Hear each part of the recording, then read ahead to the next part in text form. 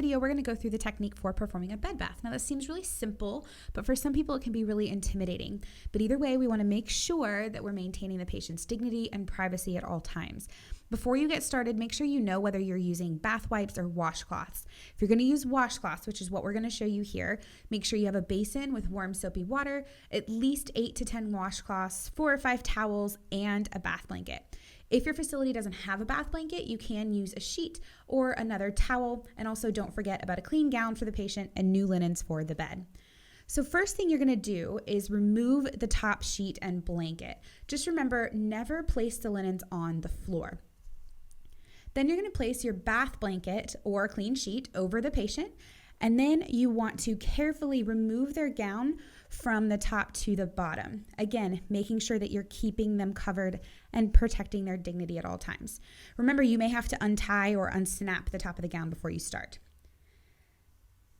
Now you can start cleaning. Remember, we always wash from clean to dirty, so we're going to start with the patient's face and eyes. If they are able, you can let them perform the step independently.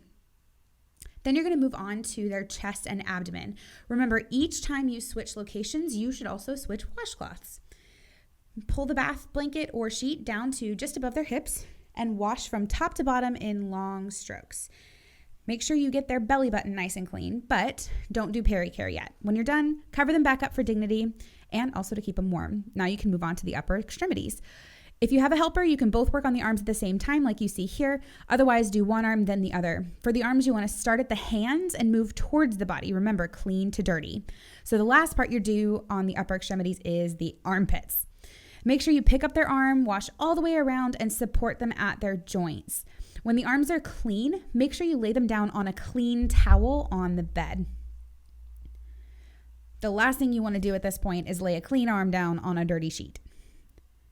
Now you can move on to the lower extremities. In this case, you want to work from the thighs down to the feet because the feet are definitely the dirtier part. Again, we're not doing perineal care yet. So you want to work in long, firm strokes. This really helps to improve blood flow and is just more comfortable for the patient. Now remember, if your patient has any red areas or a DVT, we don't massage those areas. So just use a light touch instead. Now, when you do get to the feet, make sure you clean them very well and get in between those toes. If your patient's a diabetic, make sure you dry them well as well. And always be paying attention to any possible ulcers or wounds.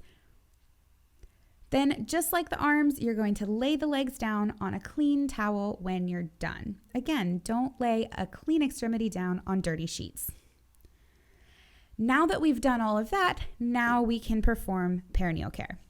Again, if your patient is able, allow them some independence here. Otherwise, just make sure you're cleaning front to back for women and pay close attention to any drainage or lesions in the area so that you can document it for your assessment later. Also, by this time, your water might be cold, so this might be a good chance to refresh your water basin before you start with some warm water. Now at this point, the whole front is done. So you can apply any lotion or powder if appropriate and put on the new gown. You'll want to lay it over the bath blanket. Then you're going to snap it in place or tie it in place depending on the type of gown that you have.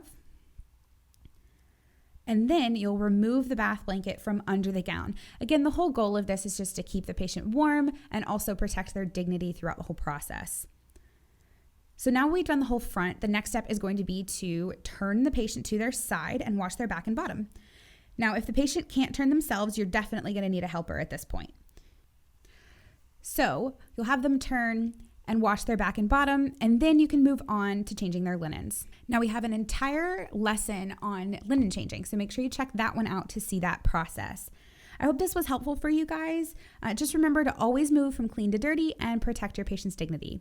Now go out and be your best selves today, and as always, happy nursing.